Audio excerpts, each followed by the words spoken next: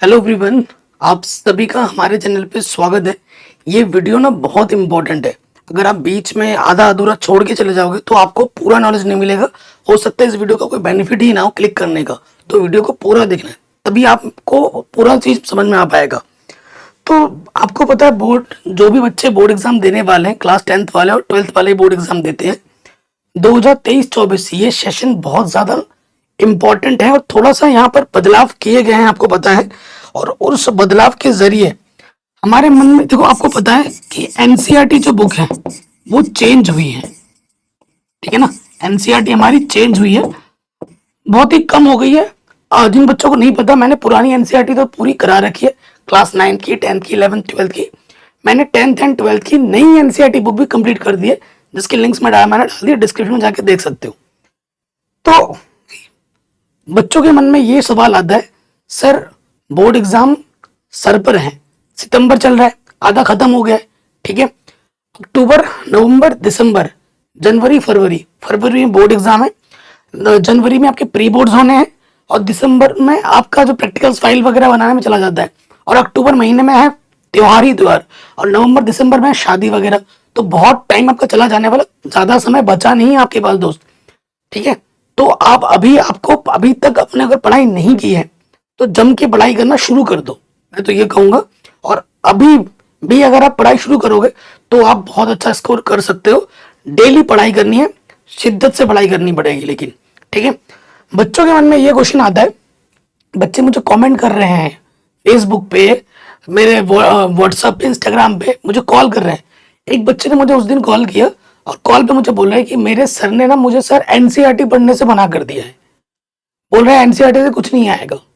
तो रही, और मुझसे बोला सर पेपर किस बुक से आएगा सर, ये मुझे को बताइए। तो देखो मैं आपको सीधी सी बात बताऊं, और मुझे ये चीज मैं बोल रहा हूँ किस तरीके से, 14 साल से पढ़ा रहा हूँ, 14 साल से, और खुद उससे पहले 3 साल जोड़ लो, 10th 11th 12th, 17 साल का एक्सपीरियंस है पढ़ने और पढ़ाने का। और ये चीज हम हर साल देखते हुए आ रहे हैं।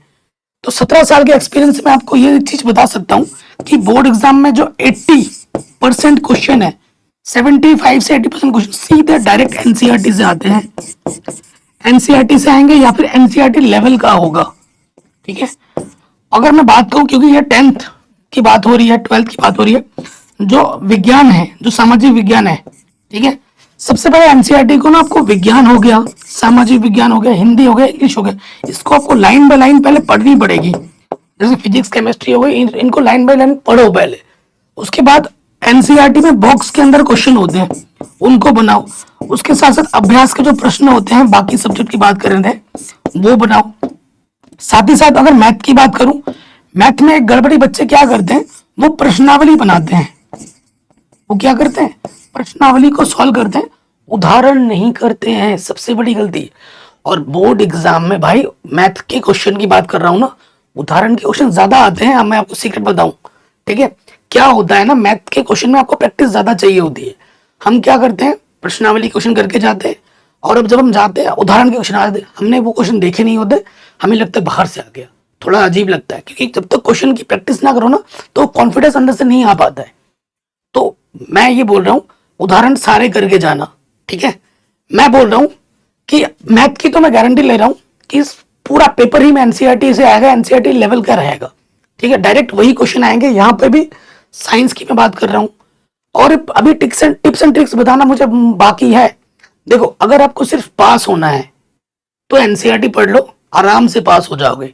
लेकिन अगर आपको सिर्फ पास होना आपका मकसद नहीं है, आपका मकसद है कि मुझे बोर्ड एग्जाम में फोड़ना है, 90% से ज्यादा लाना है, 95% ज्यादा लाना है, तो उसके लिए कुछ स्ट्रेटेजी है, कुछ बुक्स और आपको पढ़नी पड़ेंगी। वो क्या है, लेकिन सबसे बड़ी किताब जो रामबाण किताब है, वो आपकी है एनसीईआरटी। एनसीईआरटी से पढ़कर भी आप 80 to 90% स्कोर कर सकते हो आराम से।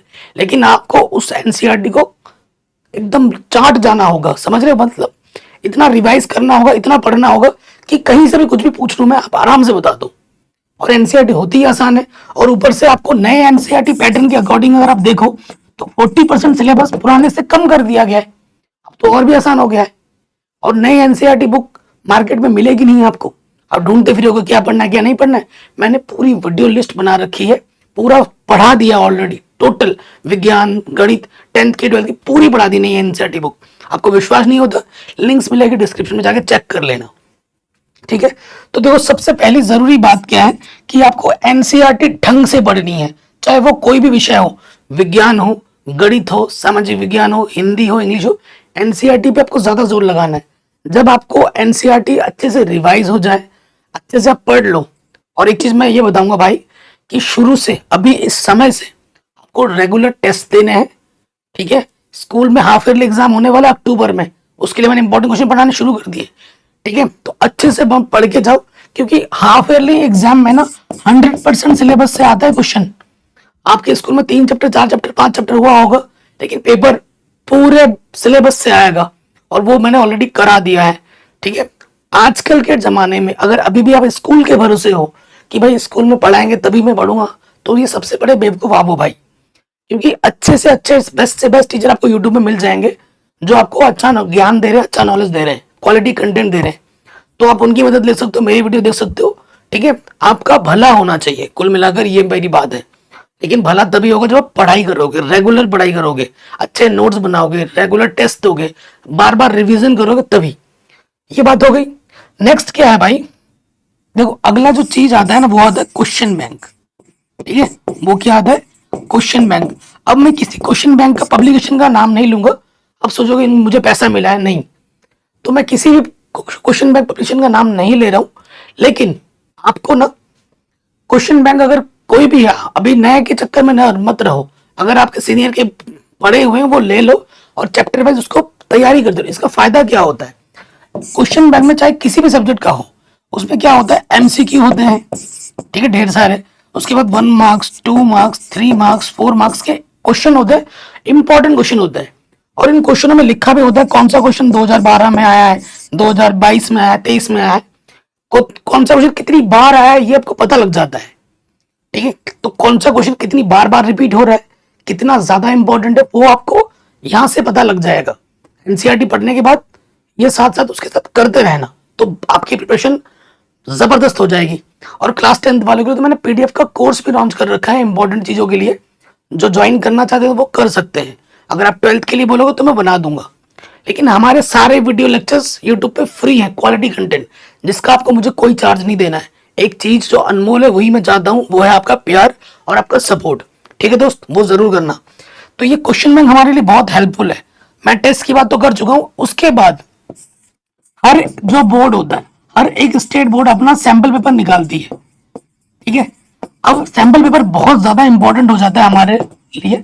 स्पेसिफिक बोर्ड वाले, जैसे यूपी बोर्ड की बात करूं, तो यूपी बोर्ड वाले, यूपी बोर्ड का जैसे सैंपल पेपर आएगा मैं कराऊंगा। यूपी बोर्ड हो, बिहार बोर्ड हो, राजस्थान बोर्ड हो, एमपी बोर्ड हो, उत्तराखंड बोर्ड हो, XYZ जितने भी हिंदी मीडियम बोर्ड है करा दूंगा।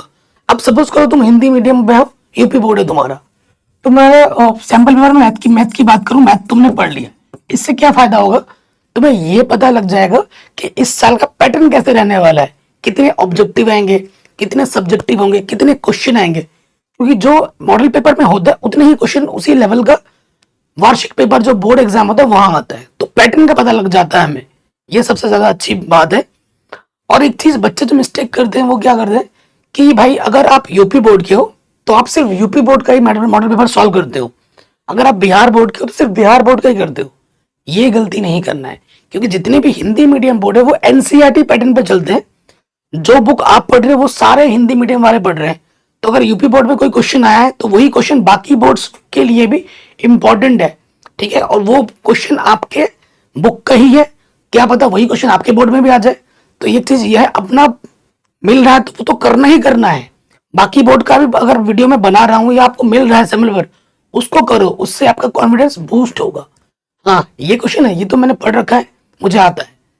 जब आपके मन में ये बातें आने लगेगी मुझे आता है, मैं कर लूंगा, ये हो जाएगा, तभी समझना कि आपकी प्रिपरेशन अच्छी हो रही है। जब आपके मन में अरे कोई क्वेश्चन देख रहे हो नया मॉडल पेपर में, अरे ये कैसे होगा, अरे ये मैंने पढ़ा नहीं, ये कैसे होगा, ये कैसे करूं, मतलब आपको बहुत मेहनत करने की जरूरत है दोस्त। ठीक है, तो ये चीज बहुत इंपॉर्टेंट है, मॉडल पेपर जरूर करना है। सबसे मेन चीज एनसीईआरटी, बोर्ड एग्जाम में एनसीईआरटी से क्वेश्चन 70 से 80% आते हैं। और हमें फुल मार्क्स टॉपर बनने के लिए क्वेश्चन बैंक करना जरूरी है। क्वेश्चन बैंक बहुत अच्छा होता है, उसके साथ साथ सैंपल पेपर जो बोर्ड निकालेगा वो भी हम करेंगे, और जो मार्केट में नई सैंपल पेपर मॉडल पेपर आएगी वो आपका भाई आपका दोस्त आपको जरूर कराएगा, उसकी टेंशन मत लो। साथ ही साथ मैंने चैप्टर वाइज इंपॉर्टेंट क्वेश्चन अभी से कराने शुरू कर दिए। एनसीईआरटी तो पूरी पढ़ा दी है, chapter wise objective question, chapter wise important question, chapter wise revision one shot, ये अभी से शुरू कर दिया है आपकी बेहतर प्रिपरेशन के लिए। और जैसे एग्जाम नजदीक आएंगे, एक महीने के बाद अक्टूबर के जैसे ही अर्धवार्षिक खत्म होता है, डेली आपको इंपॉर्टेंट क्वेश्चन मिलेंगे, model paper solve solution live कराऊंगा मैं आपको। और बताओ किसी चीज की दिक्कत है? तो मेन जवाब है, अगर बोर्ड एग्जाम में फोड़ना है तो सबसे बड़ा हथियार आपके जेब में है, आपके बस्ते में है, आपके पास है, आपकी गोदी में है, वो है आपकी एनसीईआरटी। एनसीईआरटी पे ज्यादा जोर लगाइए। कोई भी टीचर कोई भी कुछ भी बोले, ठीक है, मैं आपको लिख के देता हूँ, एनसीईआरटी से अच्छी किताब नहीं है बोर्ड एग्जाम के प्रोस्पेक्टिव से। हाँ, अगर आपको आगे का सोचना है कि भाई बोर्ड एग्जाम नहीं, मुझे थोड़ा अपना स्किल बढ़ाना है, थोड़ा नॉलेज बढ़ाना है, तो आप बाकी रेफरेंस बुक पढ़ सकते हैं। लेकिन अगर आपका टारगेट सिर्फ बोर्ड एग्जाम है तो एनसीईआरटी से बेहतर किताब है ही नहीं, ये मैं आपको बोल दूं। और उसके साथ साथ ये क्वेश्चन बैंक जरूर करना है, और ये सैंपल पेपर जैसे ही आएंगे नए वो मैं कराना शुरू कर दूंगा। और मैं खुद सैंपल पेपर बना रहा हूँ आप लोगों के लिए, ताकि आपकी प्रिपरेशन अच्छी हो पाए। बाकी ये वीडियो कैसी लगी आप मुझे जरूर बताएं कमेंट करके।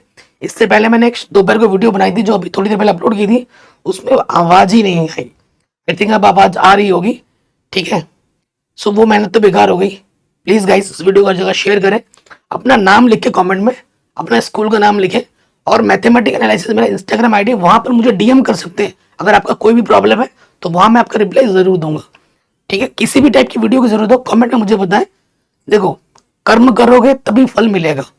अब ऐसे हाथ पे हाथ धरे रहोगे, टाइम निकलता जाएगा, आपके हाथ में जीरो बट्टा सन्नाटा रहेगा, कुछ भी नहीं मिलेगा आपको, ठीक है।